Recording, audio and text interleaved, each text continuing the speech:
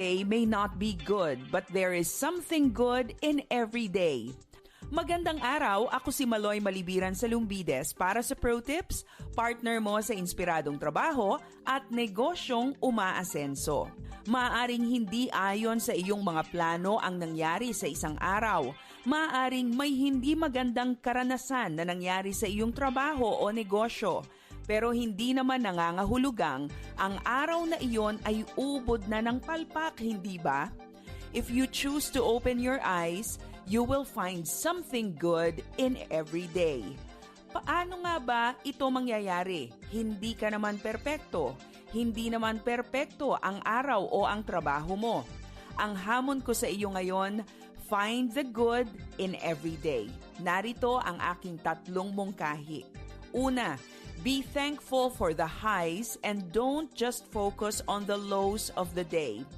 Sa bawat magandang karanasan na darating sa buhay mo ngayon, magpasalamat sa Diyos at sa mga taong ginamit niya upang magkaroon ng maayos at magandang bahagi ang araw mo. Ang sabi nga sa Psalm 136 verse 1, "Give thanks to the Lord for He is good. His love endures forever." For sure, there is something good in your day that you can thank the Lord for dahil hindi naman nagmamaliw ang kanyang kabutihan. Pangalawa, find the good in people and stop counting their flaws and mistakes. Minsan nagiging parang ubod ng miserable ang araw natin dahil ang palagi nating tinitignan ay ang kapintasan ng ating mga kasama. Yun ang nakikita mo dahil ayaw mong bigyan ng oras ang pagtuklas sa strengths at kabutihan ng mga tao sa iyong paligid. Find the good in people and help bring out the best in them. Pangatlo, be the good in someone's day-to-day. Kung nais mong magkaroon ng magandang karanasan ngayon, be good and show kindness to someone today. Doing good to someone always pays off. Nakatulong ka na, nasiyahan ka pa. Ang sabi nga, kung gusto mo ng pagbabago, simulan ang pagbabagong hangad mo. Hindi man ideal o perpekto ang babalikan mong trabaho ngayon, tiyak akong there is something good waiting for you in your place of work. Be thankful for the highs of your day, find the good in people, and be that dose of goodness that will bring a smile to someone. Para sa Pro Tips, ako si Maloy Malibiran sa Lumbides. Be a blessing in the workplace today. Since 1948, the good news of Jesus Christ goes out to Filipinos across the islands and around the world through Far East Broadcasting Company Philippines. In Mega Manila through 702 DZAS AM, Agapay ng Sambayanan, and 98.7 DZFE FM, The Master's Touch. In Santiago City, Isabela through 1143 DZMR AM, Missions Radio. Legazpi City, Albay, Care 104.3 T-Way FM. And Quezon, Palawan, 106.3 DZRK FM, Radio Kapitbisig. In Tacloban City, 97.5 DYFE FM, Unang Tugon ng Pamayanan. Bacolod City, 1233 DYVS AM, The Sweet Voice of Salvation. And Cebu City, Up 987 DYFR FM, Life Changing. In Cagayan de Oro City, 103.3 The New J, DXJL FM, your positive choice. Zamboanga City, 1116 DXAS AM, your community radio. Cotabato City, 106.9 DXGR FM, Radio Gandingan. Coronadal City, 1062 DXKI AM, your friendly voice. Davao City, 1197 DXFE AM, the Good News Radio. And also through our online streams and mobile apps. FEBC Philippines. Until all have heard.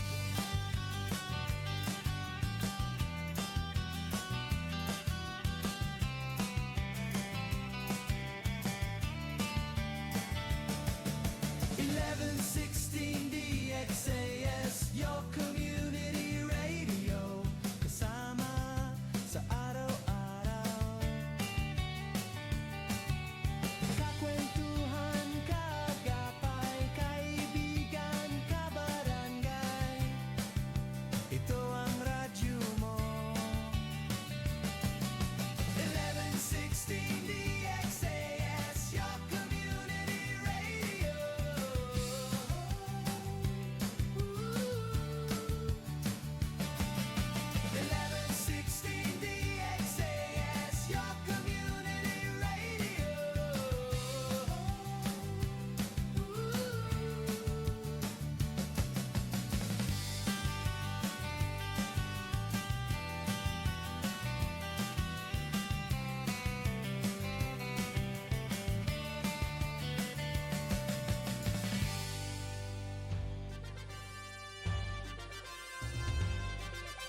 This is your community radio, 1116 DXAS, communicating Christ in our world.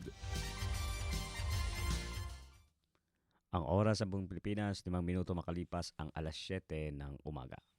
Alamin ang mga kaganapan at mga pinag-uusapan sa Zambasulta. Makibalita at makibahagi sa pagbabago at pag-unlad. Oras na, Zambasulta!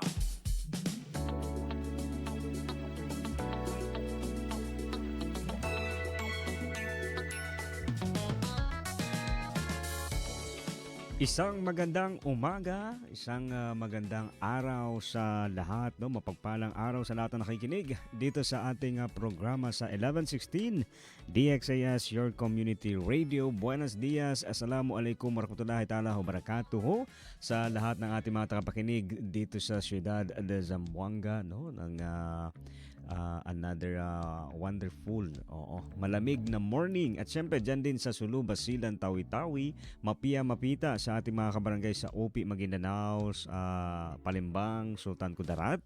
And syempre, dyan din, no, sa ating mga kabarangay sa shoreline ng Sabah, Malaysia, no? Salamat pagi, Apakabar. No? Abla pa era yung come migoreng. Hindi, ano yan sa Malaysian? Ayan, good morning sa aking partner, no? Busy ka man talaga sa kwan. Good morning. Good morning, good morning. Ano yung tanong mo? Hindi, sabihin ko sana, nagmi-mix na kasi yung kwan ko eh. LDM yung mga palabra, no? O, nadim yung boka. Oo, di ba? Parang ang sarap ng kape itong ni Clint, ha? Hindi masarap talaga pag early morning ka nakakarating ng office. Porke? Pero man late. Ansina ba? Hindi, ayan, good morning. Bakit ako lahat affirmation, good affirmation lahat ng ginagawa ko sa'yo. Tapos bakit? Tara lang si Kuya Pons, no? Dito nga napapractice yung patience mo. Patience. Ayan, good morning. Good morning. Yes, Nakapajama ka man. Akin lang ngayon si na DXAS Pudensi Wala pa. na, no? O hindi to Oo. pajama. Slacks Kasi, to. slacks ba? Akala din ni Kuya Fons, pajama to. Then sina kami, parang, no, kuy, nasabi kita yung mga attire ara, no? Kami na kami mga sina. Huwag ka, si Kuya Ming, natulog na nakapajama. Prepare kel, oo. Darating yun ngayon dito nakapajama. Olor kon kel, no? Sa higaan ba? Wag. Ointment daw, ointment hindi si Kwan. Yeah, gani. Oo. Ayan. Ayan. Good morning. Oo, good morning muna. Good morning muna po sa lahat ng ating mga tagapakinig na nakatutok sa atin every day dito sa ating programang Oras na Zambasuta. Buenos dias a todo.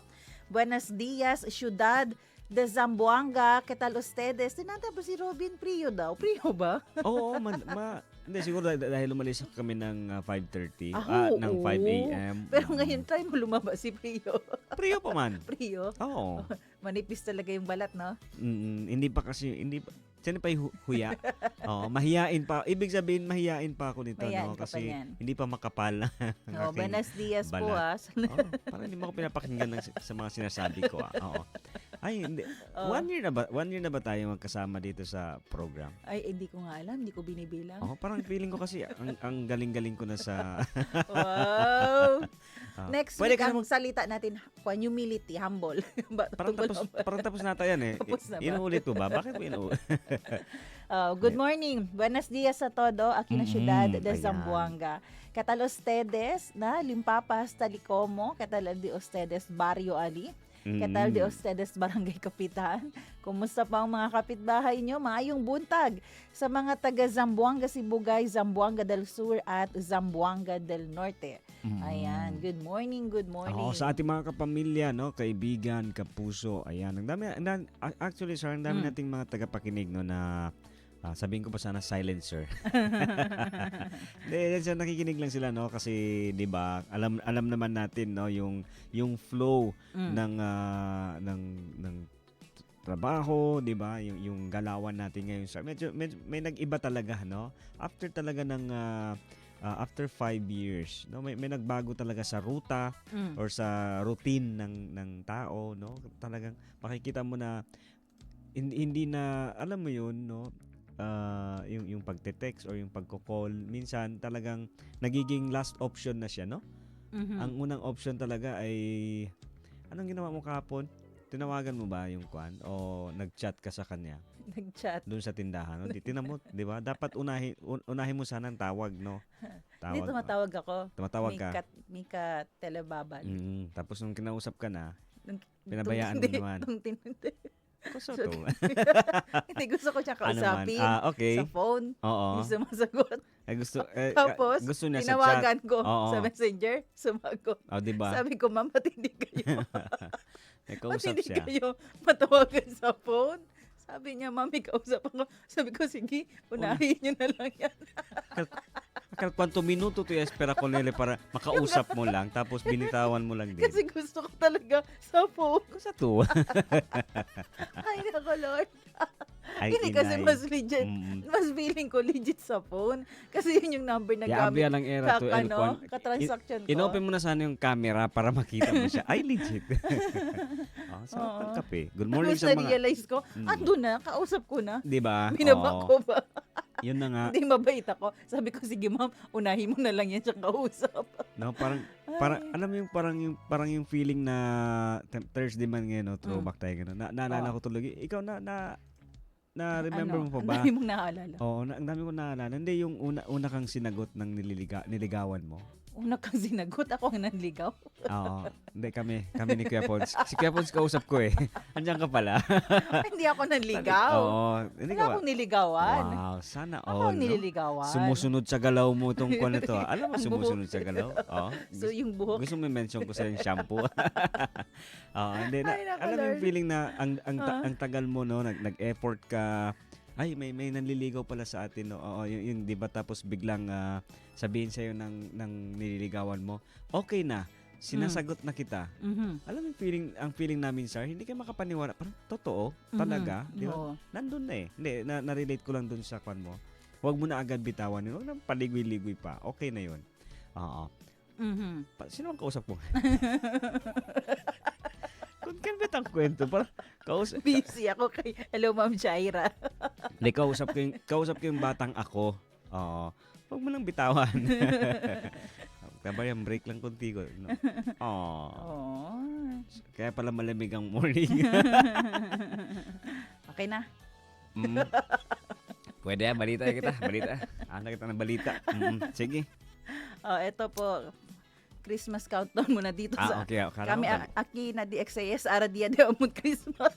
temprano. Ay, shoutout pala sa mga Temprano sa mga gayon. barangay kahapon, sir, no? Alam ko parang nagpa year-end party na si Mayor sa mga Talaga, so barangay tama yung kahapon. Tama yung nalik. Tama yung kalendaryo, no? Oo. Tupaw. Tama yung nalik sa atin na information. O, prepara kita. Sabi ya kita, ha? Ayan po, Christmas 9, ha? countdown. Ano to? 20 days. 20 days na lamang po. Porque 20 days. So, tama. 4 tayo ngayon. 20 days, 16 hours, 45 minutes, 30 seconds. Yan na lamang po. Ang natitira. Ang natitirang araw. Bumili na kayo ng regalo sa inyong mga... Aki ka namon, noy, manito, manita. Noy, unique. Nebo. Ay, nako po. Wow. Oras natin, 7:40 ng umaga. Batiin na po natin yung mga nagbe-birthday. We sing happy birthday to you, and may all your dreams come true. Happy, happy birthday. This is your birthday. Ayan, December 4. Happy birthday po kay Miss Annalyn Bariga. Happy birthday rin kay kay Paul Carlos Tolentino. Ayan, si Pau Pau. Happy birthday, Pau. Alam ko may nagbe-birthday pa ngayon eh. Oo, hindi ko alam. Pero feeling ko Ano meron. ba? Alam mo talaga o hindi mo alam? Meron pa feeling ko December feeling 4. Ayan, happy birthday po. Parang si AG ata, AG Alabata. Hindi ako sure. Hindi. Ikaw? Ako wala Walang may nagbe-birthday. Noy, Hindi ba hinaid nila sa'yo? my friends. Si BL lang, BL Sadlani. Happy birthday, Oo. ha? Oo. At ito mga nakapila daw sa ATM, no? Ngayon? Wag na kayong magpila dyan. Wag na, siya Offline online. yan. Siya online. Offline yan sila lagi pag December. Ayun na, oo, isa lang nagbe-birthday. Ayan. So yun na. Thank you. Bakit ako thank you? Ay, meron pa. meron Wait pa. lang. Ayan, inaanak. Hindi naman Elia dali ko. Inaanak daw ni Kuya Fon. O si Kuya Pons man naman kwan. Greetings. Ito, Kuya. Rochelle Ibanez na putik. Happy Taga birthday. Putik. Ay, oo. Rochelle Ibanez. Dala na Putik. Buen hentes mga Ramos deputik. Ano ba si Ramos Drive? Dito sa may Akil Oil, Akil Gasolinahan. Ay, hindi. Gutierrez Calalya. Adentro sa Edison. Adentro pa. Morning Glory and Plus Straight. Okay, so kusagit kita. Green or red? Green, para hindi man kamali, no? Si Anda kita liya. Ayan po. Sige na. Sige na. Birthday. Pwede na siya. Pwede na. Happy birthday po sa Happy inyong lahat. birthday, ha? Oo. God bless you po. Salita at tanong ngayon.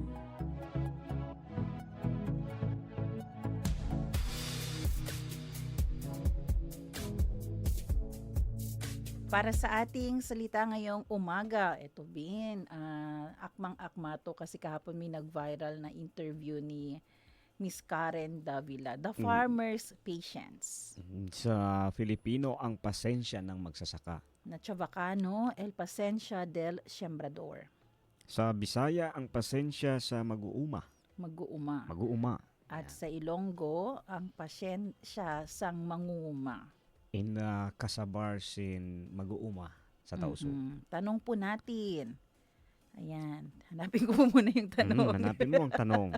Nawala yung script. Saan o kanino nyo po ikukumpara ang pasensya na meron kayo? Ang ating verse ay sa James chapter 5 verse 7. Be patient then, brothers and sisters, until the Lord's coming. See how the farmer waits for the land to yield its valuable crop, patiently waiting for the autumn and spring rains.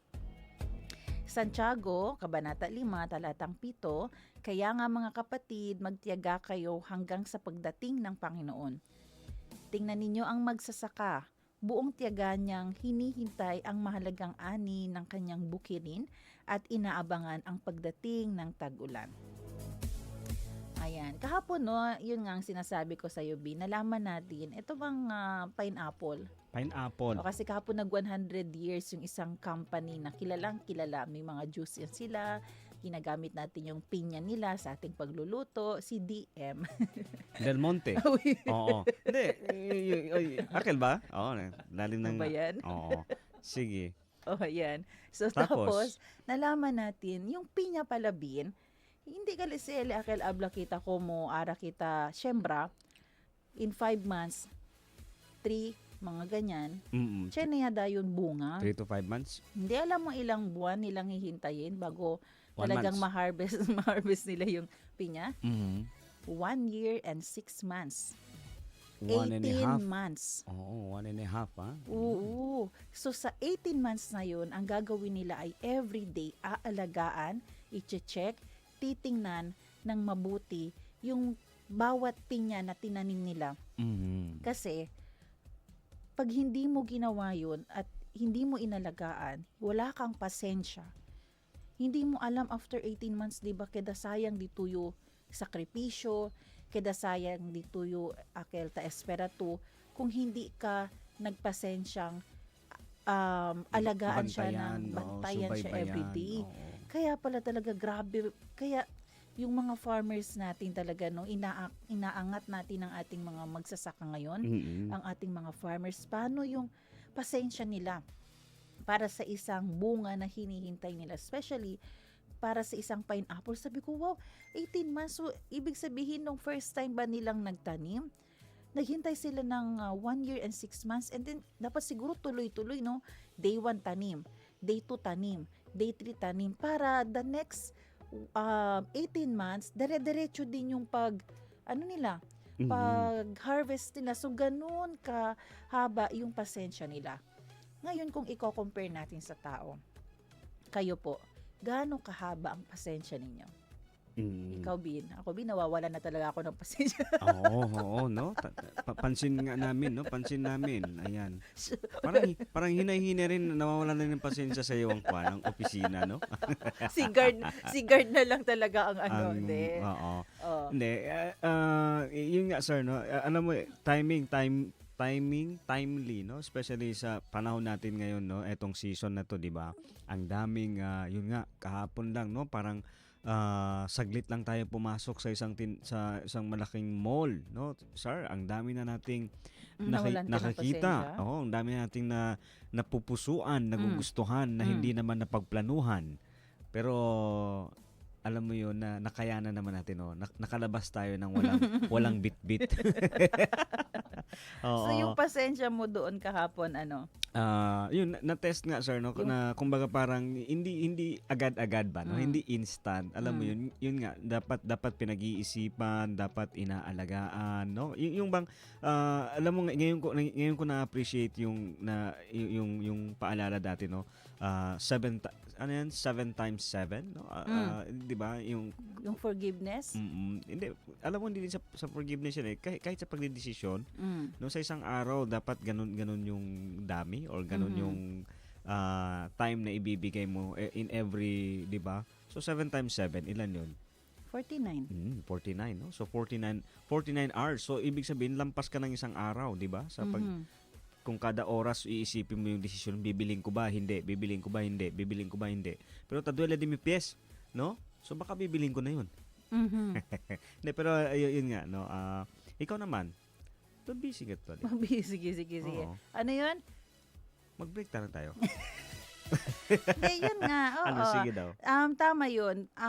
Kung paano tayo magpatawad, kung gaano ka lagi nating iisipin kailangan kong magpatawad, ganun din sa pagpapasensya. Oo, dapat mahaba po yung pasensya natin sa lahat ng bagay, sa mga ginagawa natin, sa ating hinihintay. Dapat po nilalagay talaga natin ang ating pasensya gaya po ng isang farmer. Kasi kung hindi, di ba, Bin? Lalo na ngayon, puro na lang instant lang. Oo, kahit yung spaghetti mo, kaya kasya talagang 500. Kasi may instant noodles kung yun lang ang titipilin mo. Pero tingnan mo, every time na reality speaking, 'di ba? Kung lagi tayong nasasanay sa instant, nasasanay tayo na minamadali, 'di ba? Low quality. O kaya hindi maganda ang resulta. Substandard ang resulta pag minamadali. Substandard, low quality, yung wala siyang kalidad. 'Di ba? Wala talaga. Hindi mo maikukumpara doon sa kung nakapaghintay ka lang sana. At saka na-realize ko yun, sir, no, yung mga halimbawa ba tayo na nabalian, no, may sakit ka, 'di ba? Yun yung isa sa mga testing of natetest din yung pasensya mo. 'Di ba? Kasi yung pagpapagaling hindi siya instant, hindi siya madalian, no? Hindi mo pwedeng madaliin yung carry to queda bueno dayon, hindi siya ganun kakwan. So naiisip ko din, no, napaisip ako ngayon sa mga shout out po, good morning, no. Alam mo, yun nga, yung testing, yung lesson, no, talagang malaking bagay yan. Naalala ko din yung bagong naoperahan ako. Ikaw, naoperahan ka na din, di ba? Ako, naoperahan ako nung kwan. I think 8 years ago, di ba? Yung sa ano mo. Appendicitis, appendix, no. Alam mo yung parang yung realization ko doon, hindi mo, kahit gusto mong gumalaw agad-agad na, alam mo nakalabas ka na sa ospital, pero alam mo hindi mo pa kayang gawin yung mga dati mong gawain kasi nga nagpapagaling ka. No? At saka doon natetest yung pasensya mo na parang, 'di ba? Sabi nang wag mo nang magbuhat, wag mo nang magganito, pero pinipilit mo pa rin. So ang nagiging hilaw, no, 'di ba? Pag yun yung term, no. Pag hilaw pa yung paghilom ng sugat, hindi talaga sa ganung kakuan, 'di ba? Yung quality nga, sabi mo. Kaya po today, no, ang ating encouragement sa ating mga tagapakinig, let us identify po kung sa farming pa, ano yung itinanim mo at hinihintay mo siyang mamunga. At ano ang ginagawa mo habang hinihintay mo? Paano yung pasensya mo? Baka lego ni may pasensya, 'di ba? Baka ina-expect mo like sa pinya. kere 2 in 1 year, siya na daw yung bunga, Hindi magiging pala, no? maganda. Ano mabilis magkwan at pag tinanim? Lettuce. Ayun, no? No, mabilis lang, lettuce. lettuce. Lalagay mo lang yan sa ano. Parang one month, no? Kaya ba? Hindi ako sure, pero madali Di ba ang lettuce. plantita ka? Hindi sa lettuce. Ano ba ang tinatanim ninyo? Yung mga San Francisco. Pasakyan, bridge? Hindi tanim yan. Yung lettuce na makakain mo Ay, yan. San Juanico Bridge di ay kailan.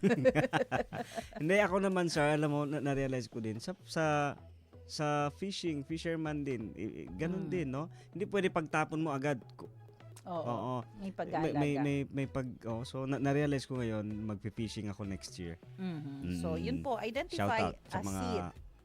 Oo. Sa mga? Hindi, shoutout sa mga farmers at mga di ba, fisherman. Yan, habang nagpo-farming ngayon, baka nakikinig sa atin Oy, yan. marami yan, sir, no? Mga nagtatanim, especially diyan sa mga upi sa Maguindanao. Alam ko si Kuya Orlan, no? Oo. Good morning po. Kamusta? Okay na ba maggamit ng mouse? Hindi na ba magsama? Kasi magsama ng katawan niya pag mag-mouse siya. Ako isa na computer. Hindi na kilo. Ganun ba? Sumasabay siya. Hello kay Sir Orlan. Oo. Ayan. Hello po, good morning. So, yun nga po identify a seed na currently ay tinanim mo and ipag-pray po natin na tayo ay maging patient sa paghihintay kung kailan ito ibibigay ng Panginoon, kailan bubunga yan, kailan magkakaroon ng result yan. Keep watering it with prayer and action and patiently wait for the proper harvest season. Kasi nga, sir, yun nga, no, papasok na naman ang bagong taon, di ba? Baka may mga resolution na naman tayo, di ba? Huwag nating hintayin pa yung January, no? Yun nga, sinasabi nga natin, yung pagtatanim natin yun, siguro yung mga habit, yung mga practices, no, yung mga pag-workout, yung mga improvement na gusto natin gawin, no, and syempre yung relationship din natin, sir, no, sa Panginoon, no, yung pag-develop ng mga good characters and right conduct, no, parang GMRC tayo dito. Yun, so yan, thank you. Ayan, so tanong po natin muli sa ating mga tagapakinig, kung ikukumpara ang pasensya mo, kanino kaya ito may katulad? Yan po ang ating salita at tanong ngayon.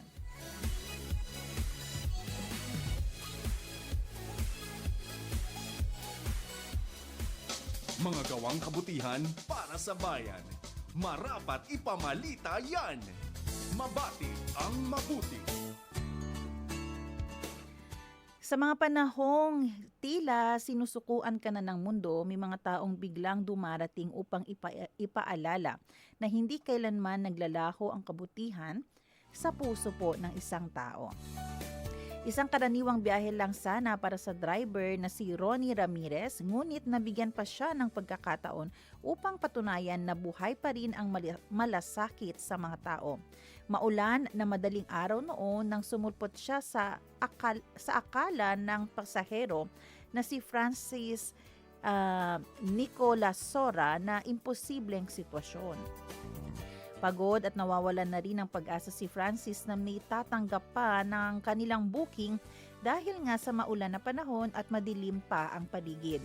Dala niya ang kanyang ama na kailangang i-emergency dialysis.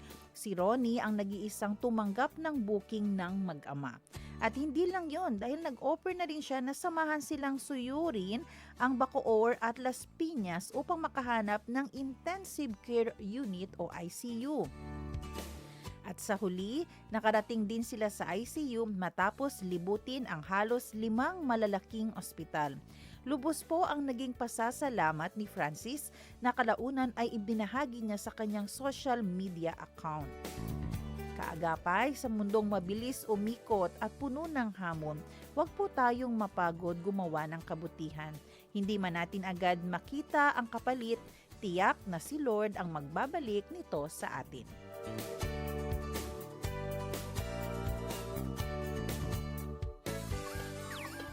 Hindi sukat, kulang sa timbang, pandaraya o maling gawin. Maitama ang mali. At para naman sa maitama ang mali, samantala isang lola ang muntik na mabiktima ng online scam matapos umano siyang umorder ng pera o cash na nagkakahalaga ng 10,000 pesos sa halagang 599 or 599 pesos lamang. Uy. Diba? O-order ka ng pera. Order ka ng pera. Ha?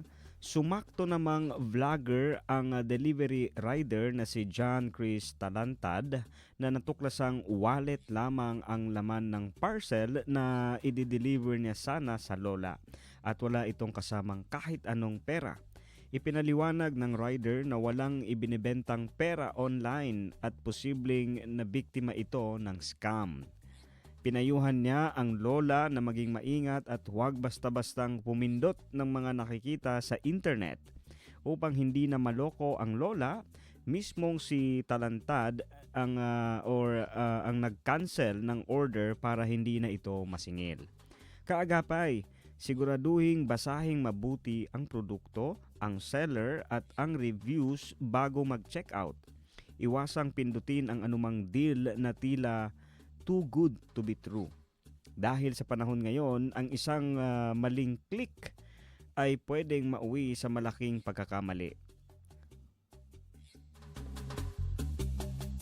Ayan, Char. Oo, alam mo Bin, yung gusto kong manawagan dito sa mga anak.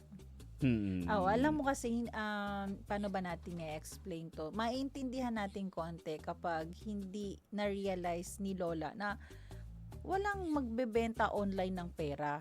Mag-order ka ng 10,000 pesos sa worth na 599 or 60 pesos. Medyo 600. hindi natin mabiblame si Lolo, si Lola kasi di ba wala sila masyado sa digital, sa online. Kaya ang gusto kong panawagan, kasi usually Bin, ang mga na-scam, mga mga mi-edad, mga senior. Kasi nga,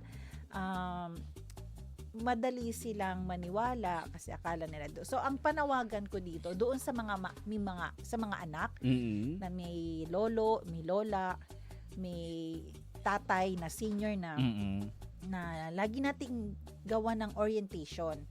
Nanay, tatay, wag laging magki-click kasi lalo na yung mga pensioners po natin diyan, alam po ngayon ng mga hackers paano mag-hack dahil alam nila marami po kayong pera, yung may mga bonuses diyan. So panawagan natin sa ating mga anak na kausapin ng mabuti ang kanilang senior na kasama sa bahay at wag masyadong magki-click na kung ano-ano at syempre kung i-correct natin, 'di ba? Wag naman natin masyadong pahiyain. Saan ka naman nakakita nanay na o-order ka ng 10,000 piso, babayaran mo lang ng 599 kasi Kaya maintindihan natin yung ano nila eh. Oo, kaya nga talaga sir, mahalaga talaga yung way of communicating din talaga, no? Para 'di ba? Hindi naman yung dating hindi tayo nagmamagaling. Oo, nagpapaliwanag, nagpapaalala. Ayun. Opo. So, again, sa mga lola natin, tatay, nanay natin dyan, wag po agad magkiklik ng kung ano-anong link para hindi po makonect yan sa inyong account access ninyo online at saka kahit may mag-call. Sa inyong mga bank account. Oo. Tapos wag pong o-order. Kung pwede na, tay, itatanong nyo po sa anak nyo, tama ba ito? Masyadong magandang offer eh. Kapag may tumawag sa inyo or may nag-text sa inyo na hindi nyo alam, hindi nyo intindihan, magtanong, ugaliing magtanong, no? Oo, wag alam namin naman no na sa capacity ninyo may kaalaman. Pero maganda pa rin talagang pagtulungan, no? Alam ko excited lang kasi yan sila na ganyan, di ba? May ganitong kasi wala sa panahon nila yan. Pero naabutan nila ngayon sa panahon natin. So kailangan nating mag-adjust. So para ang sa atin lang naman para hindi tayo mabiktima ng scam. Kasi para masaya pa rin ang ating Pasko at New Year. TY na todo. Buti na lang mabait si rider. Si Sir Talantad. Salamat. Kung ako, order ako ng gano'n. No? Yan po. Yan ang ating mabati ang mabuti, maitama ang mali.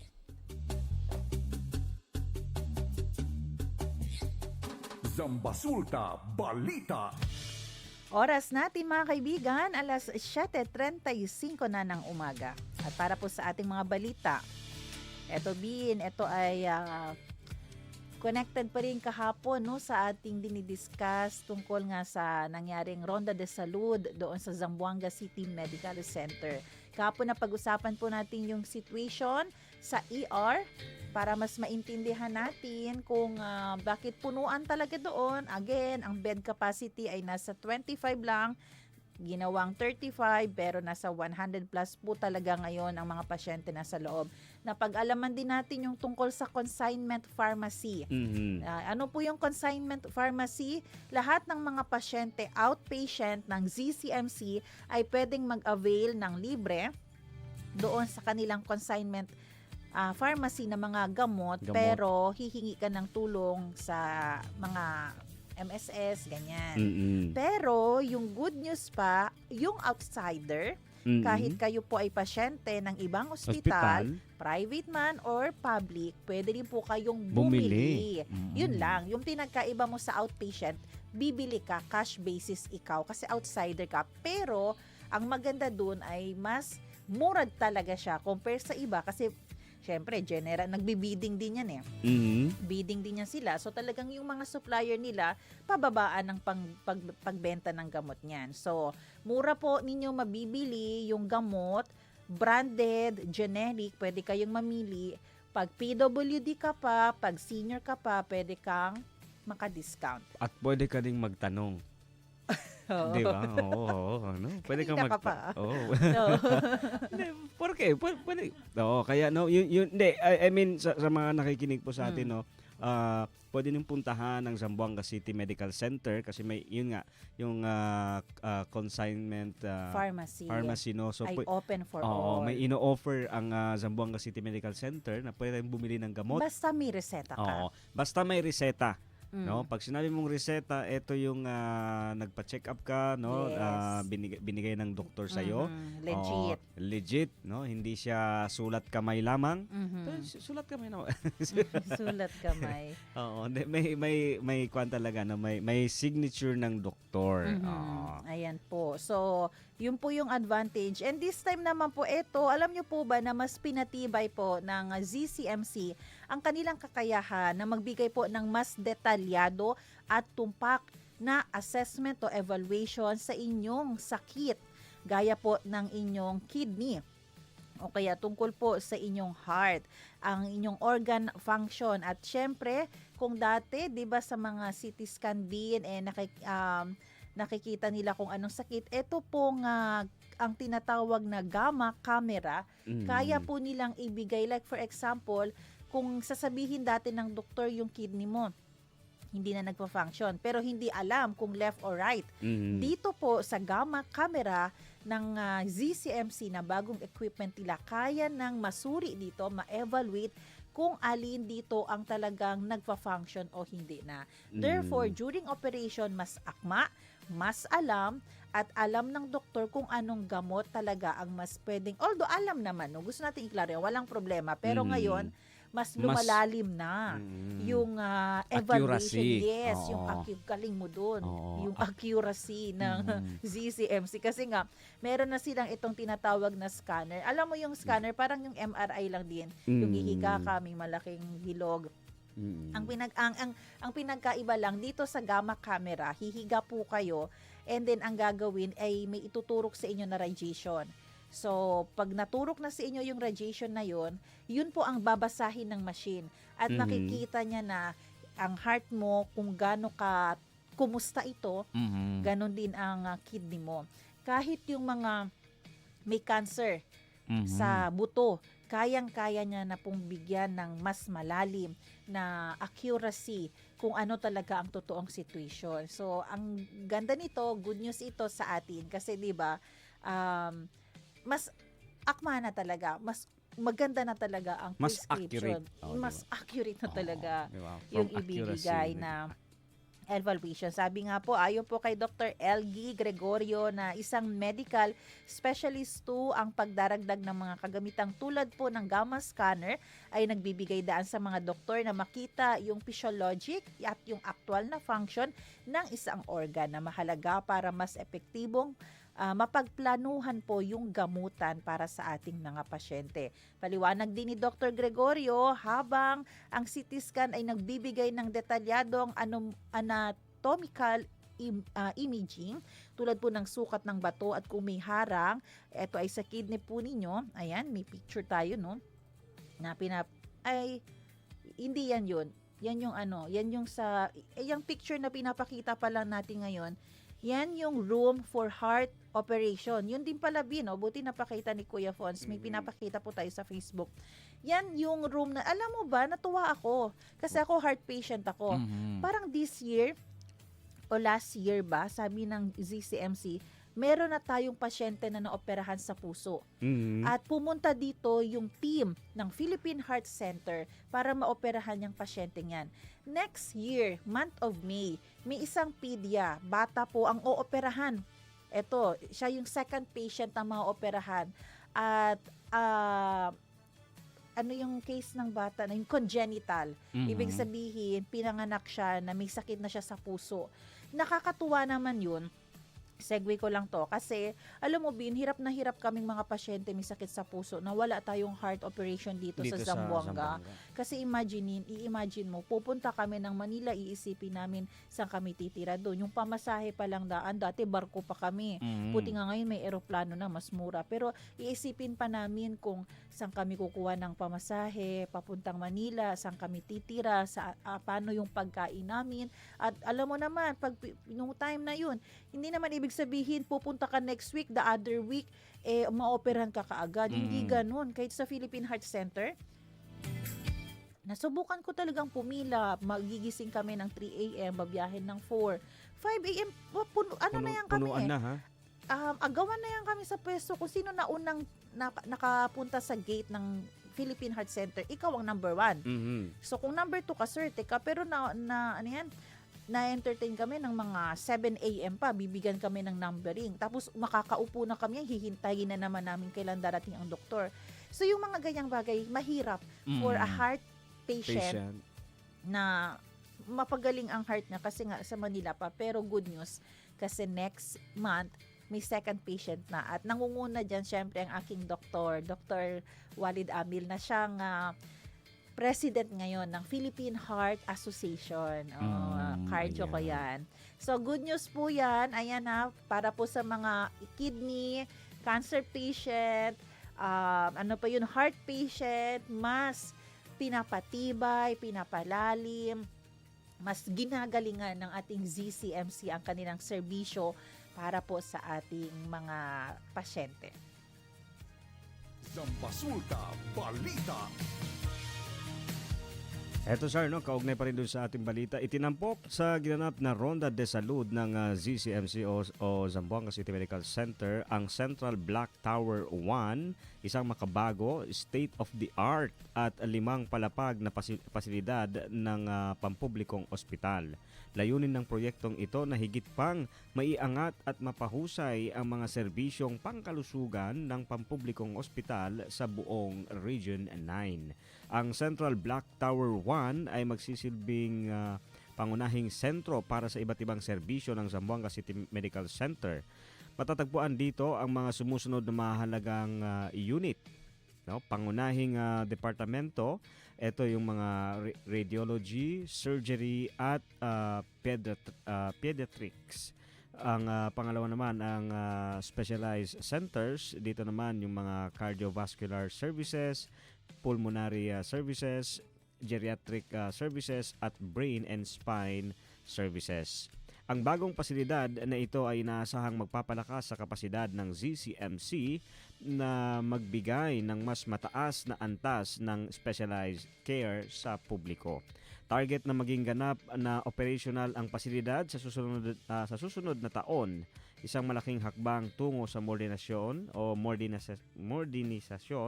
ng pangangalagang pangkalusugan sa rehiyon. Ayan, yan naman yung bagong, actually functional na po yan. Yung Tower 1 laking building yan, Bin. Kung alam mo yung Chuchi, okay, harap niyan. Yan yung Tower 1. O ang laki, Bin. Alam mo, nung pumasok kami dyan, kasi hanggang 5th floor siya, parang private hospital lang dating. Gulat nga kami, wow, ganda niya. Ayan, pinapakita po natin. Ayan, sa Facebook kaya follow sa Facebook natin. Ayan, nakita ko si Guard. Yung floor na yan, function na yan, nag-function na yan. Okay, Yung 4th floor dyan, doon mo makikita yung heart operation room. So, Bale. hinihintay na lamang po nila na maasikaso yung tungkol sa kuryente para next year, hopefully, magamit na po talaga yan. Oo, at nandyan lahat yung mga na-mention Oo, no nandyan kanina. yung mga mga cardiovascular services, no, mga pulmonary.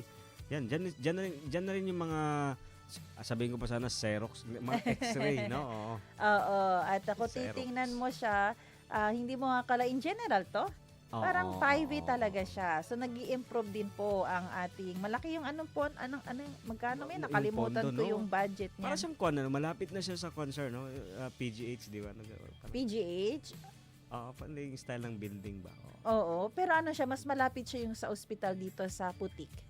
Parang ganyan yung aura niya. Okay. Oo. So, yan po, marami na pong pwedeng mga rooms na pwedeng gamitin para sa ating mga pasyente. Hopefully, no, yan, makatulong yan siya para ma-lessen din yung concern. No? Ayan po. So, ayan. Yan ang ating nalaman pa sa Tower 1 sa PGH na lang tuloy, sa ZCMC. Zambasulta Balita. Ayan, oras po natin 7:46. Pasadaan ko lang ito, Bin. Again po, ang bloodletting activity.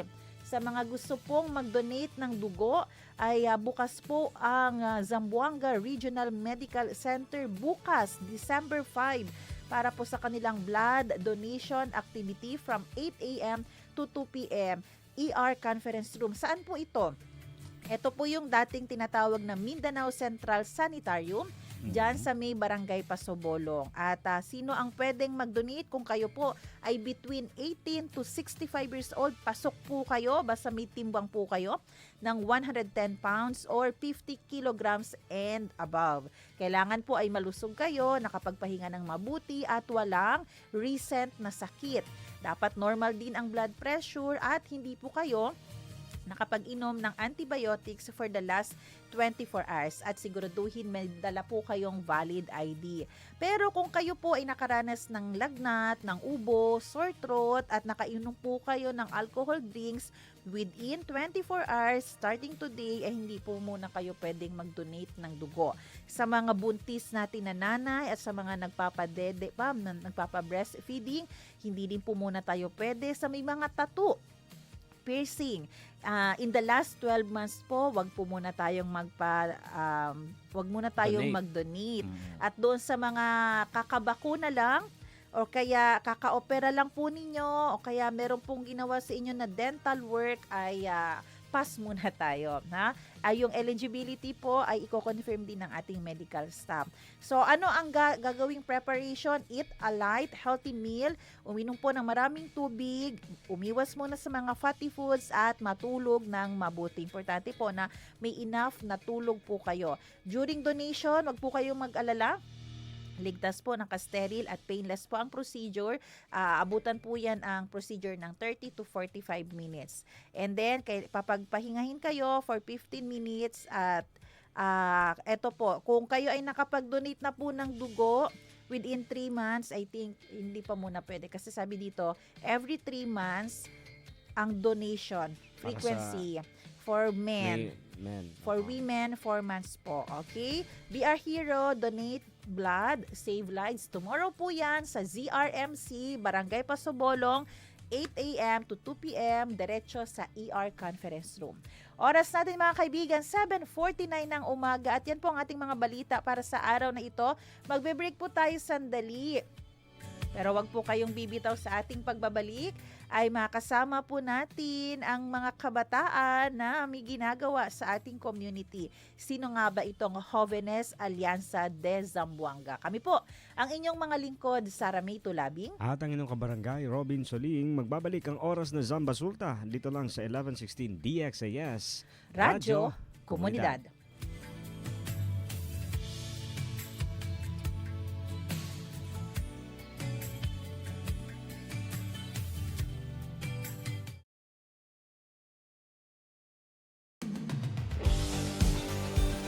Pakinggan ang mga kwento ng nagbagong buhay sa pamamagitan ng mensahe ng pag-asang mula kay Hesukristo.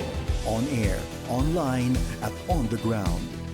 Ito ang The FEBC Report. kasama si Luis Miguel Castillo, President ng FEBC Philippines. From fear to faith, parang ganito ang tema ng buhay ni April Ortiz nang makilala niya si Lord. Nakaranas siya ng emotional crisis mula sa isang hindi inaasahang aksidente.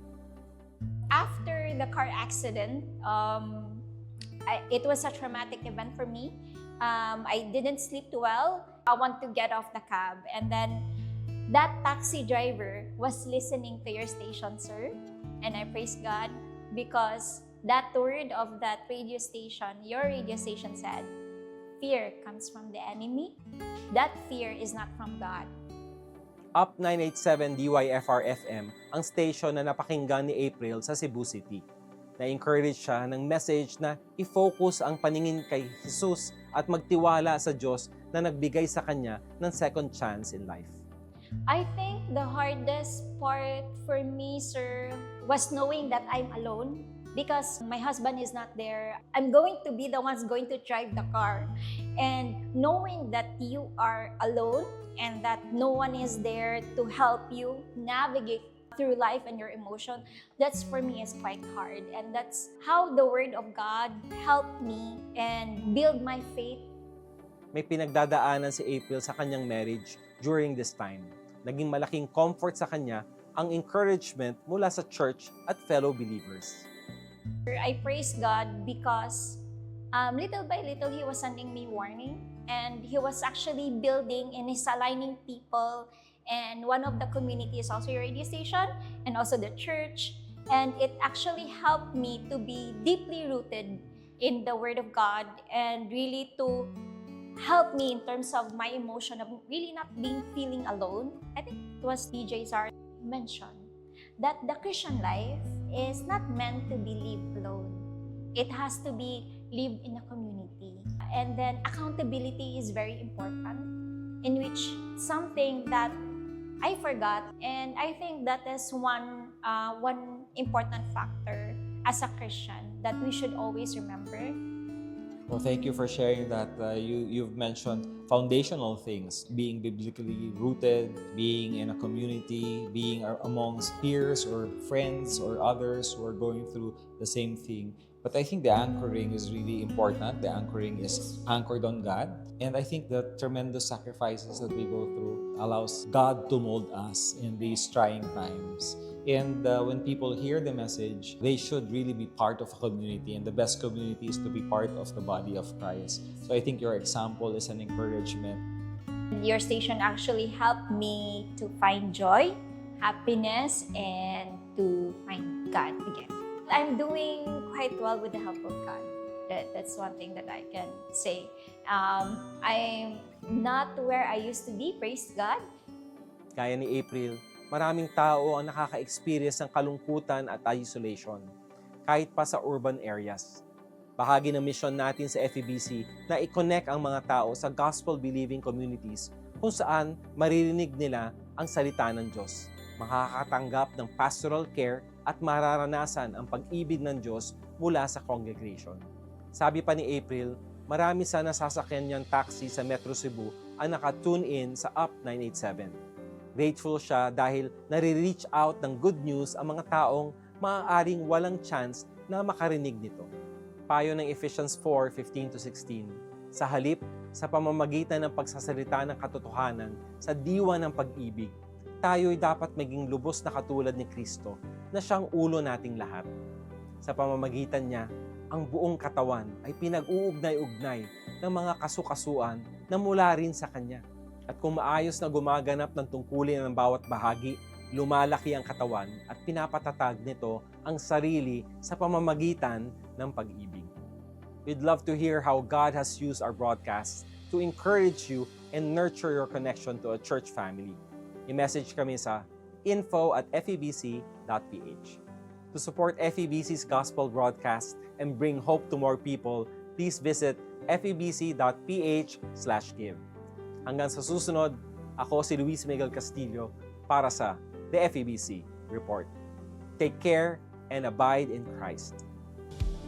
Napakinggan mo ang The FEBC Report. Para maging updated sa ating stories online, mag-subscribe na sa ating YouTube channel at i-follow ang ating Facebook at febc.ph. Maging kabahagi sa misyon ng Far East Broadcasting Company Philippines na ipahayag ang mensahe ng pag-asa ni Hesukristo sa mundo. Bisitahin ang aming website sa febc.ph/give. Salamat sa inyong suporta sa ministeryo ng Panginoon. Pagpalain po kayo ng Diyos.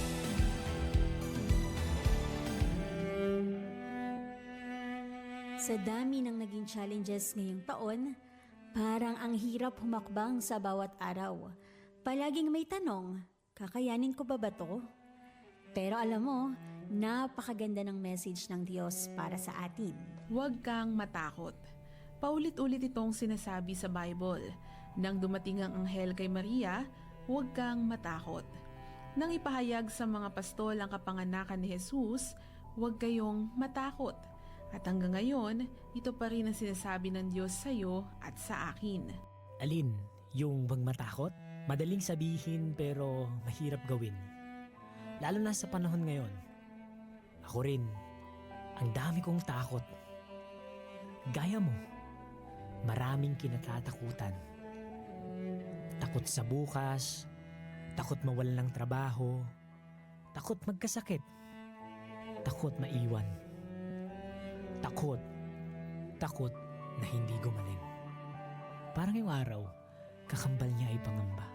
Pero dito pumapasok ang tunay na diwa ng Kapaskuhan. Ito ay panahon ng paghihintay, pag-asa at pagtitiwala.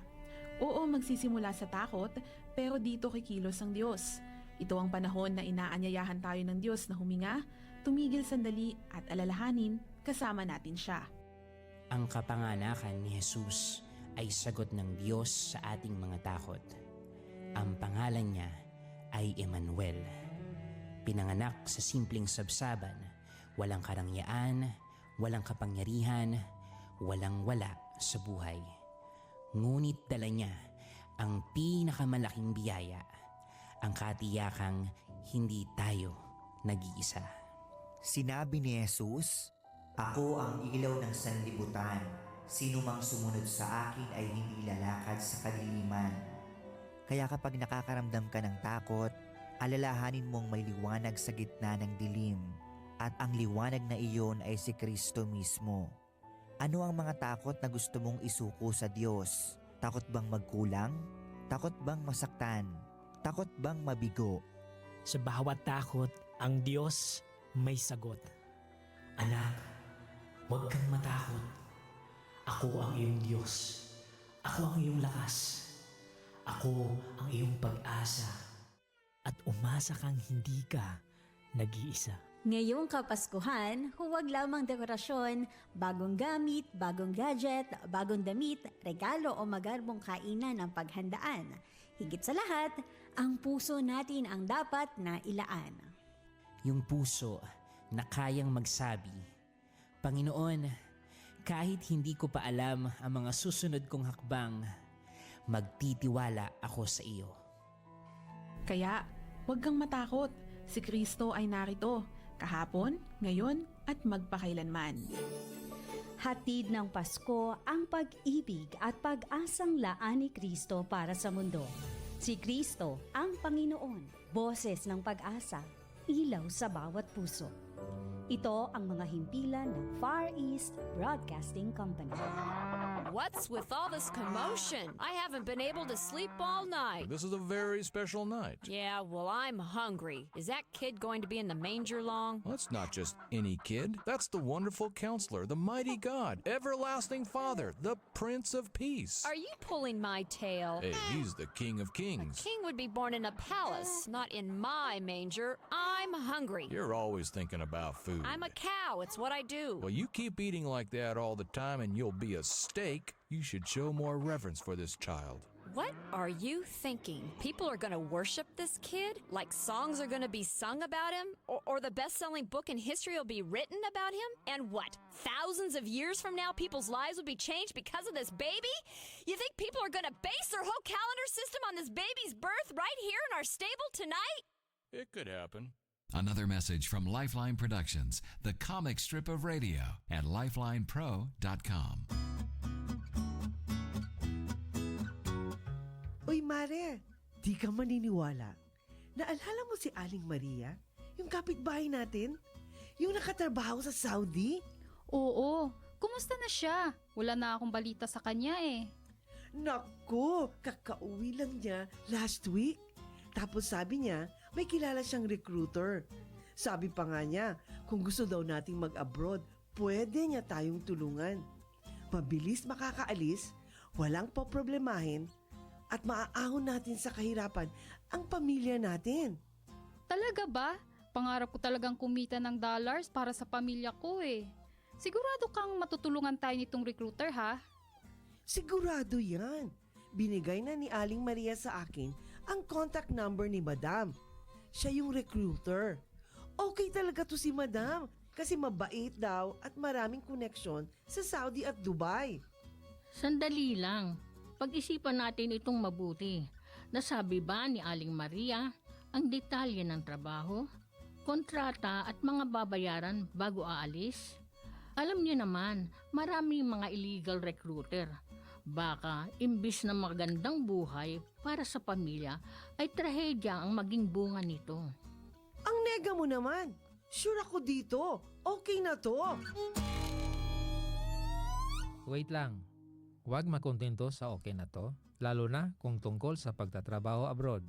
Alamin ang tabang proseso ng pag-abroad. Huwag basta maniwala sa mga pangako para hindi maging biktima ng illegal recruitment at human trafficking. Protect yourself, protect your family, and protect your future. Bago maniwala sa nagsasabing okay na to, bumisita sa Department of Migrant Workers o DMW para sigurado ka. Bisitahin ang kanilang official website o tumawag sa kanilang hotline. Your safety and your future are worth more than empty promises. Don't take the risk, be informed, be safe. Ang paalalang ito ay hatid ng Department of Migrant Workers Region 9 at ng 1116 DXAS, your community radio.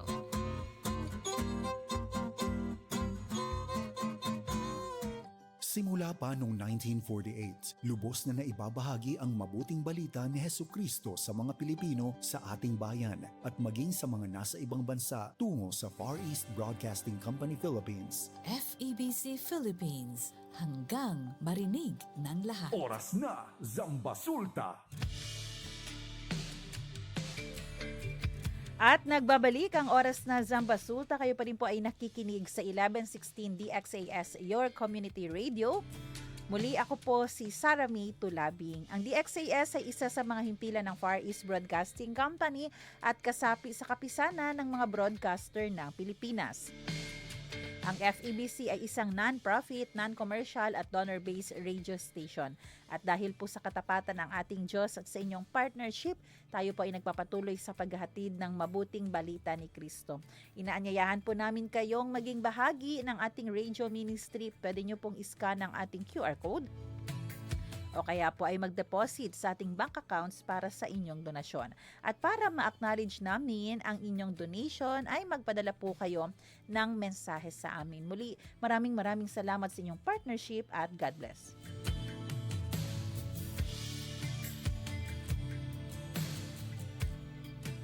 Pag-usapan natin.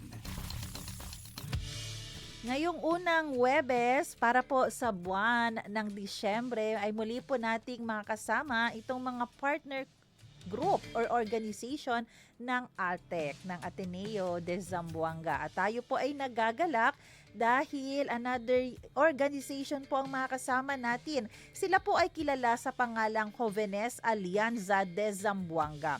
At ang kanilang project ay ang tinatawag na Youth Agripat Project. Ano nga ba ito? At ano ang nagagawa nito sa ating community? Paano pwedeng makilahok ang ating mga youth, ang ating mga young people? At ano yung nakikita nating magandang resulta nito sa future? Makakasama po natin for the meantime kasi mamaya po, God willing, ay makasama din po natin yung isa pang guest natin dito. Pero for today, i-welcome ko po muna via Zoom.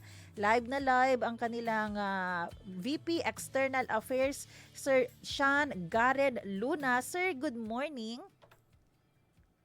Opo, good morning. Yes, good morning. Welcome po dito sa ating programang Oras na Zambasulta. Kumusta po kayo, Sir Sean? Okay lang naman po. Eto, kwan lang, since morning pa naman talaga, no? Pero laban lang sa buhay. Ayan, oo. Mukhang nagising po ba namin kayo ng super early? Hindi Ayan. naman po. Pero sige lang. Ayan. Kayo po ba ay estudyante or working na po kayo? Newly grad po. Then, currently, nasa family business. Ino-operate ko po yung family business namin together with my mom. Ayun. Kayo po ay from Ateneo? Or WEMSU? From WEMSU po. Ayun. Good morning po dyan sa ating mga guro. Sa ating president, no? Alma mater ko din yan eh. Kay Ma'am, President Ocho Torrena. Ayan. Good morning. Sa aking ano din pala, cousin-in-law. Ayan, nandyan si Hana. Sige po, Sir Shano, etong Jóvenes Alianza de Zamboanga, pwede nyo po ba kaming bigyan ng a little bit background nito? Ano po itong organisasyon na ito? Kailan nagsimula ito? Ano po yung vision and mission po natin? Yes po. So, ang Jóvenes Alianza de Zamboanga po, was founded last 2021 together with ganito po yan. Mga founders po namin were former SKs. So, there were friendship between the SKs of Tumaga and SK of Barangay Zone 2. So, like, they talk and they thought of the idea of, why not let's create an organization na to cater for our out-of-school youth. Because, ang napansin kasi namin is, that time, there's no organization that really champions the shall we say, to empower the out-of-school youth. We have a lot of organizations that caters to our education sector, to our Muslims. We have our indigenous organizations, and we also have the organizations for the LGBTQ. But in our organization, we cater to the out-of-school youth together with other organizations like the PIAP and the shall we say, mga other organizations together with us sa Local Youth Development Council of the City Government of Zamboanga. We champion the rights and privileges na dapat din ma-attain ng ating mga kabataan na nasa marginalized sector, especially yung kailangan nilang mag-stop sa pag-aaral para magkapera or maghanap buhay, kasi yun na nga, sa panahon natin ngayon, mas mahirap at mas mataas yung mga bilihin natin. So, kailangan i-balance things. So, kung kailangan nilang i-drop out yung kanilang sarili para lang maitustusan yung kanilang everyday needs, so ginagawa nila yun. So, dito papasok po si Judge na we try to give them an alternative solutions or alternative way para makontinue pa rin nila ang pag-dream nila sa kanilang mga sarili. Like, ang mantra kasi ng Judge is, no youth will be left behind.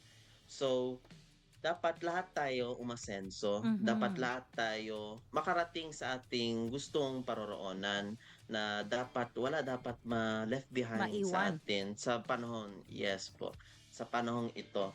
Kaya, through the initiatives of JADS, we fight talaga for what is we believe for.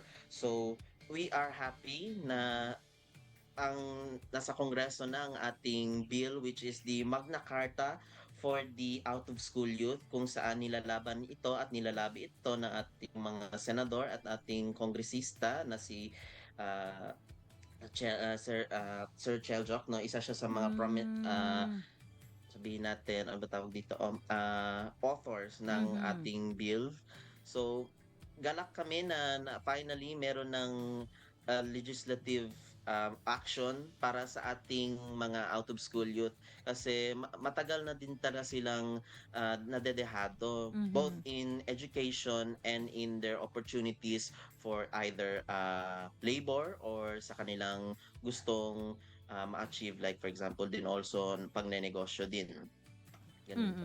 Pero ano po yung specific na tulong na binibigay nyo po sa mga OYS natin, out of school youth? Tama po ba yun? OS out OSY. Opo. Ano po yung specific na tulong para masabi natin walang dapat na maiwan kahit isa sa atin? Yes.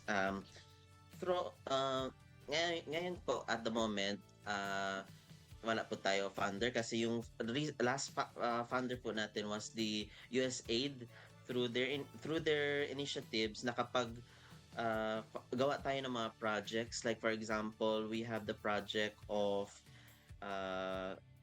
one of our flagship project kasi is the Project Road to 3E, which what do we mean by 3E? We have the education, entrepreneurship, and employability. So sa programang ito, we empower the youth through our partner organizations and the partner state-run government agencies. Like for example, for education, we have the DepEd ALS, Alternative Learning. Then for our kanaman po sa pagnenegosyo, entrepreneurship, we have the partners from DTI, Zamboanga.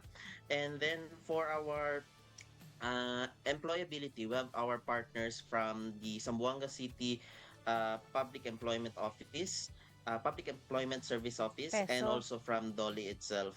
So through our partner organizations, we were able to recommend people na gustong makapag-avail ng services nila.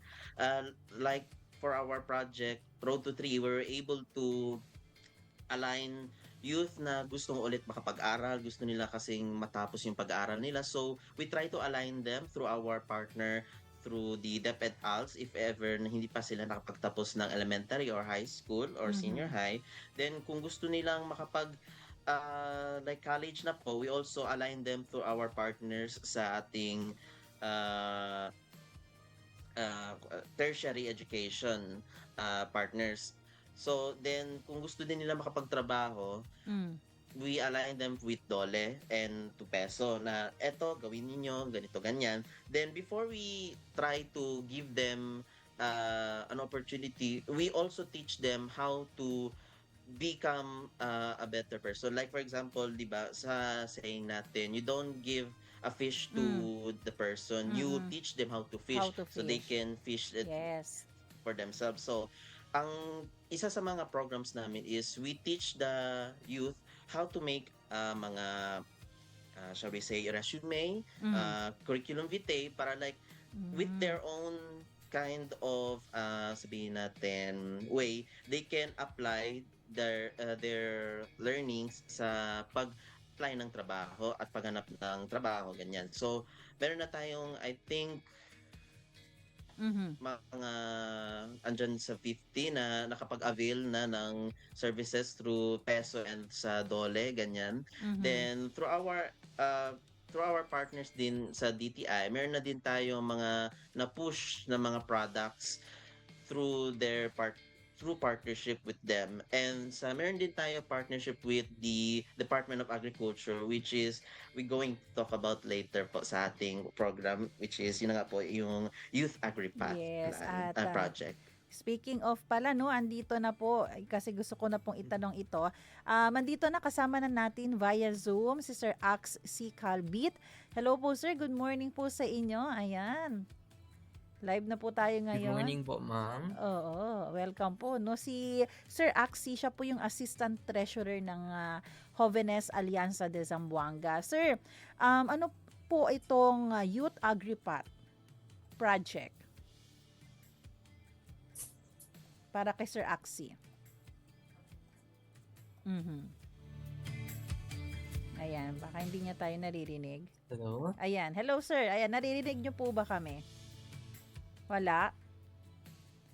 Yes po, ma'am. Ayun, opo, tinatanong.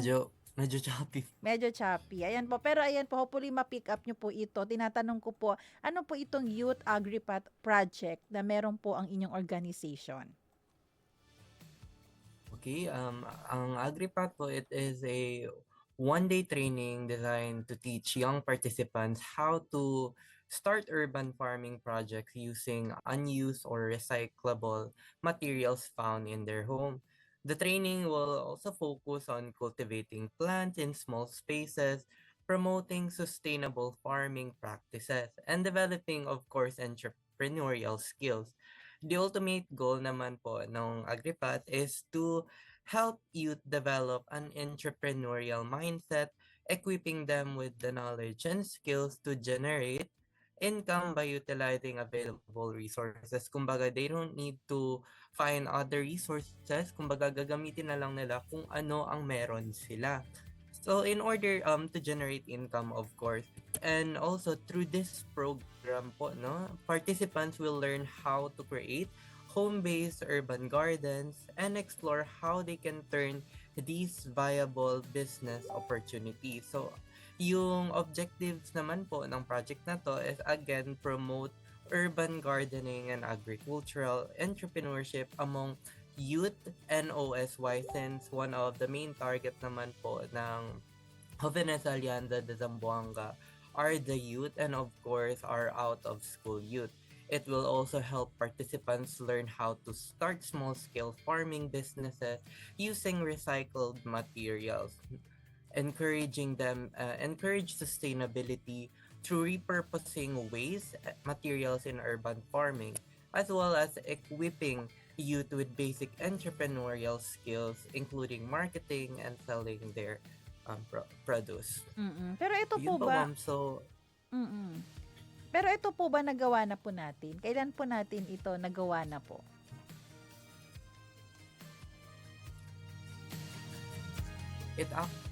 hello? Yes po. Audible lang po ba ako? Opo. Medyo mahina pang net, no? So, the project was to be held the last second quarter of this year. And sadly, this is a government-funded project. So, due to the recent midterms election and the change of leadership in our city, the project was postponed.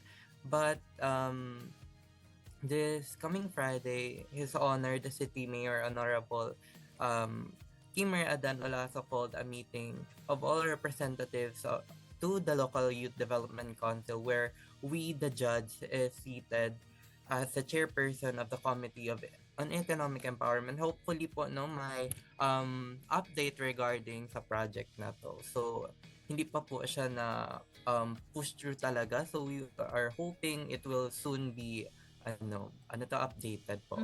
Pero yung saang community po ito natin itatap?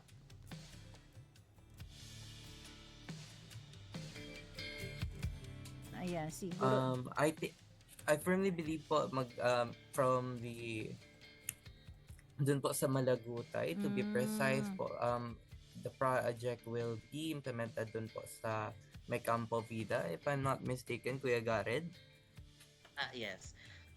Campo Vida actually, ma'am, baka sa ating mga listeners na hindi pa po alam, Campo Vida is an agricultural learning center situated at Barangay Mercedes, Malagutay. sa Barangay Malagutay. So, it is also run by a non-government organization through source funding lang din. So, pero the point here is agricultural kasi dito. So, we are trying to siguro have it there to really inspire our youth na to try and become part of our agricultural sabihin natin forces na kasi natin ngayon, no, na some youth are now taking part na sa pagnenegosyo, and since most of them gusto magnegosyo, like we also suggest, why not also try agriculture, agribusiness, ganyan.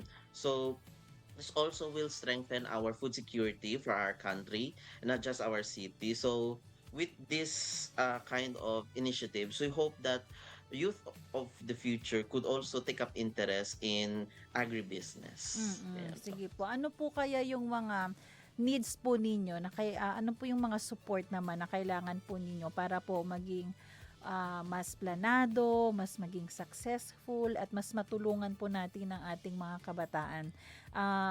Kung may opportunity po na pwedeng makatulong ang ating mga tagapakinig ngayon, ano po yung kailangan po ninyo? Sige, si ano po, Sir C, and then si ano po, Sir Sean later. On my end po, talaga ma'am, no, there is a vast need for, of course, funding for the project to be fully implemented. And of course, the participations of our youth, OSY, of course, and us din po from the Jóvenes Alianza de Zamboanga. That's on my end po. Sir Sean. Am I audible lang po ba? Yes po. Okay. So, for me, no, on my end, paano po ba natin siguro makapag-contribute sa ating or paano po naka-contribute sa amin, no, is, as what Axie said, no, we really need funding for this kind of things. Kasi it's really the backbone of every project there is. Without source funding kasi, our initiatives will just be a thought. So with funding, we can really implement it outright talaga po. In sense, no, through the help of the city government of Zamboanga, we are really grateful that they also took up our initiatives and would really fund it para sa ating mga kabataan. Hopefully na talaga na through His Honor City Mayor Jaime Ardano Lasso, we could be able to implement this by siguro as early as first or second quarter of next year. So we are hopeful for that, and with this really help our community, and not just the community, and our specifically for the youth who would like to take up interest in this, especially sa ating mga out of school youth na gusto makapag-negosyo, gusto makapagtrabaho ba, ganyan, at gustong kumita. So this is also an alternative way for them to earn cash for their daily life and daily expenses. For clarification lang po, hindi po ito natuloy last time, no? In-expect natin, anticipating na sana next year early po ng month of first quarter po sana matuloy. Tama po ba? Yes po. Kasi these projects po, for example, is funded siya through the budget for this year, 2025. So since there was the changes of leadership, there were may mga po tayo naging Pagbabago problems, din. and so we need to postpone it muna. Pero hopeful po talaga kami na the new administration would still fund these activities and fund these programs, because it's really a big help, no, for our youth.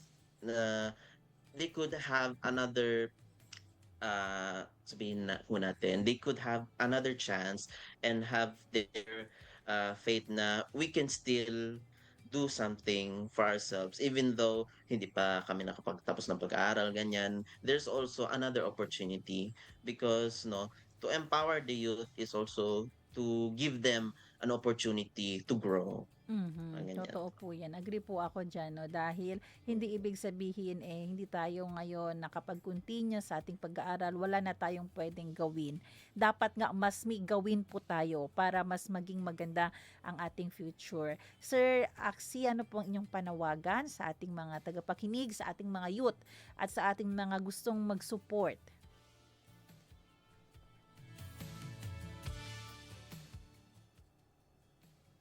One thing I would definitely say po, no, is that please, if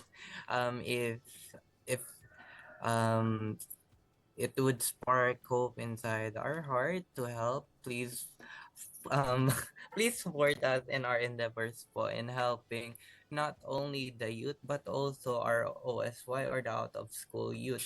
Given in some cases po, the youth, no matter how big or small po, we can always contribute it to a more bigger opportunity. So in this cases po, if it resides in our heart to support, please try and support us in this endeavor po. And it's not only for a small cause but rather for a bigger cause. Kasi you're not only targeting one thing, but you're also targeting many, given the youth are included in the population of Zamboanga City. So in this case po talaga, we are actually strengthening the hope of our youth, their future as well po. So please come and support us po. Ayan. Kayo po, Sir Sean, ano po ang inyong panawagan? So, for me, no, para ang aking panawagan sa ating mga kabataan and also to the general public, no, is that we have this sense na hindi ka nakapag-aral ganyan. So parang dina-downgrade yan. So ang panawagan ko lang talaga sa kanila is let's not judge a book by its cover. Let the actions of the person decide what really matters. Sa ating mga publiko na dapat tayo maging aware na sa panahon ngayon mahirap mabuhay. At madaming choices ginagawa ang bawat isa sa atin na it would impact the lives that we are living in. So, isa sa aking panawagan na let's be gentle and let's be understanding towards each other. Kasi hindi lang naman ikaw yung sabihin natin nahihirapan. Lahat po tayo nahihirapan, lahat po tayo ay ginagampanan ang ating duties as a human being. Pero yun na nga, no, dapat tayo maging gentle to another person because we don't know what they're going through in life. Hindi natin alam bakit sila naging OSY, ganyan. Baka ang nangyari, hindi siya nakapag-aral kasi wala na yung parents niya. So kailangan niyang mag-side hustle para makakumita siya kasi mayroon pa din siyang kapatid, ganyan. Kaya hindi natin alam kung ano talaga yung buhay na meron sila. Kaya may panawagan lang din talaga is let's be gentle and let's understand even if na yung mga situations na medyo hard na talaga ganyan, tapos sometimes may mga situations din tayo na very nakakainis ganyan, pero there's a reason for that, no? And as what sinasabi ko sa mga kaibigan ko, laban lang, let's go, kasi ganyan man talagang buhay. It's a challenge that we have to conquer. Ayan.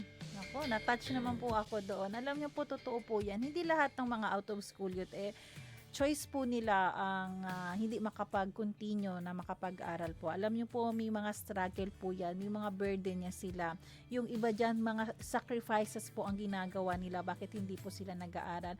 So, I hope po na mas maging gracious tayo sa kanila, maging mas generous at tulungan po natin itong Jóvenes Alianza de Zamboanga. Totoo po yun, kahit gaano kaganda yung idea nila, yung vision and mission nila, pag wala rin pong susuporta sa mga ganitong youth, no, na gusto lang ding tumulong sa ating mga kabataan, hindi po mafulfill. I hope po, no, pag hinipo po ng Panginoon nyo ng inyong puso at gusto pong mag-donate, gustong mag-extend ng ayuda, saan po silang pwedeng makapag-communicate? Contact po sa inyo, Sir Axie. Sige po, Sir Sean. Sige po, Sir Sean. Go ahead po. If for example po na gusto po nila makipag-partnership or makipag-collaborate, they can contact us through our Facebook account which is also the name of our organization, the Jóvenes Alianza de Zamboanga Facebook page po. There, nandun na din po yung aming contact number and emails. They could if ever they would like to send us official communication po. Ayan. Oras po natin, 8:28 na pala. Malapit na tayong mag-end. Pero good morning muna kay Ponteras Joella Anne-Marie. Ayan, sabi niya po, good morning Sean and Axie. Good morning din sa'yo. Thank you sa pagtutok dito sa ating programa. At syempre, gusto ko pong iwan itong Bible verse na ito para po sa ating mga kabataan. 1 Timothy chapter 4 verse 12, don't let anyone look down on you because you are young, but set an example for the believers in speech, in conduct, in love, in faith, and in purity. May kaya po kayong gawin. Huwag niyo pong hayaan na basta ganito lang ang titingnan sa inyo dahil may magandang future po ang Panginoon sa inyo. I-surrender lang natin ang ating buhay sa Kanya. Again, oras natin 8:29 ng umaga. Maraming salamat sa ating mga naging guest ngayon. Ako, hope to see you around po. Maraming salamat kay Sir Axie Calvit, napaka-unique ng name. Kay Sir Sean Garrett Luna, maraming salamat po sa inyo. God bless you po. At syempre, maraming salamat din po sa ating mga tagapakinig sa radyo at sa Facebook. Maraming salamat sa ating radio technician, Kuya Rolando Alfonso. Susunod na po ang programang Serbisyong OFW Family Matters at Radyo Singkauman. Magkarinigan po tayo muli bukas dito lamang sa ating programa, Monday to Friday, 7 a.m. to 8:30. Ako po, si Sara May Tulabing, nagpapaalalang posible ang pagbangon at pagbabago. Tayo po ay maging bahagi ng solusyon ngayon. Sama-sama tayong umaksyon dahil oras na Zamba Sulta. Thank you po. God bless you. Thank you po. Thank you po, ma'am. Bye po.